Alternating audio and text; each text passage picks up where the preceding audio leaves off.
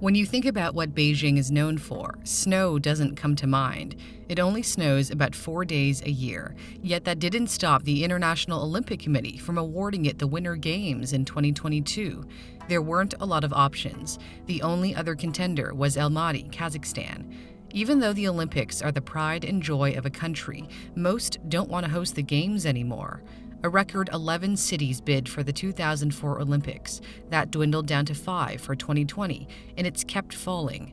After 3 cities dropped out of the 2024 race, that left Paris and Los Angeles, so the IOC gave them to the French capital and decided LA would do the honors in 2028. So why does no one want to host the Olympics anymore? The Olympic Games are really expensive to host. Every single one in the past few decades has gone over their estimated cost, and the postponed 2020 Tokyo Olympics are expected to be no different. And you, the taxpayer, are responsible for paying a good portion of the bill. Beijing's Bird's Nest Stadium for the 2008 Olympics cost $480 million.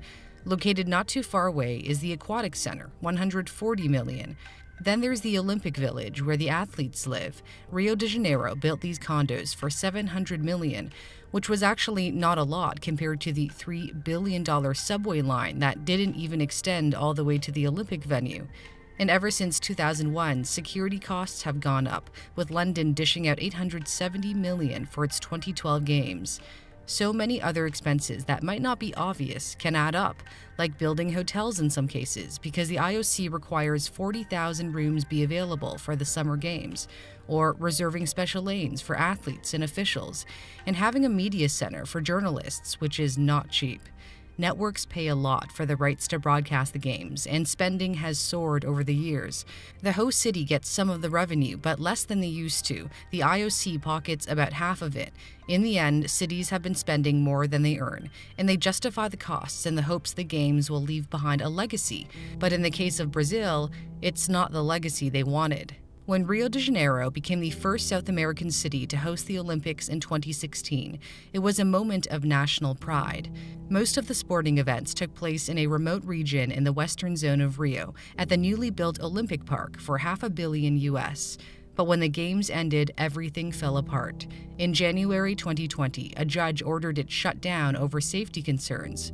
And the iconic Maracana Stadium, which held the opening and closing ceremonies, was abandoned after the Games. Vandals ripped out thousands of seats. The state was so saddled down by the $13 billion cost of the Games, it couldn't pay its teachers on time, let alone take care of its Olympic venues.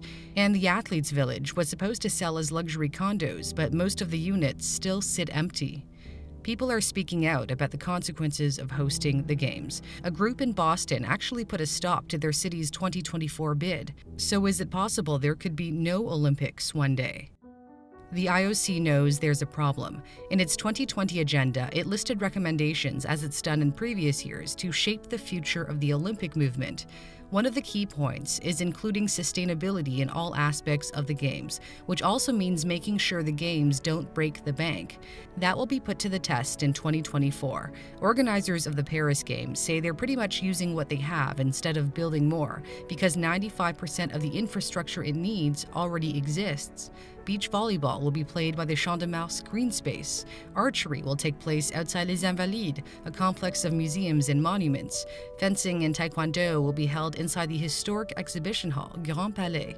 Making the most of what you have worked out for Los Angeles when it hardly constructed any venues for the 1984 Olympics and made a profit of $250 million. LA didn't feel the pressure to build after seeing how the 1976 Games nearly broke Montreal.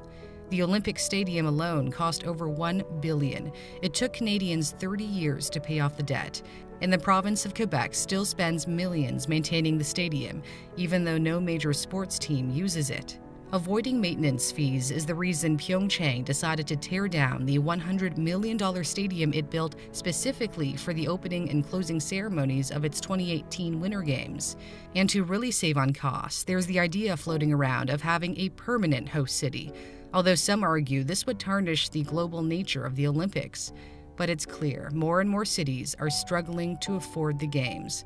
For the 2026 Winter Games, once again, only two contenders put up their hand. The Italian duo of Milan and the ski resort Cortina d'Ampezzo beat out the Swedish duo. But this doesn't mean the Olympics will be gone for good. The Olympic Games were never just about sports. It's a way for countries to show off their progress on the world stage, which is why it's no coincidence Russia and China have been the biggest spenders. Beijing's $40 billion Games was only eclipsed by the $51 billion Russia spent on Sochi in 2014, the most expensive ever. So long as these countries continue to spend, the show will go on. But if the IOC wants to see more diversity among the host city candidates, there has to be a new kind of Olympics, one that brings home the medals but leaves the debt behind. Hey guys, thanks so much for watching. I'm Cindy Palm. If you like what you saw, give it a like, and don't forget to subscribe to my new channel. I'm always looking for good stories to tell, so if you have a story idea, feel free to let me know. See you soon.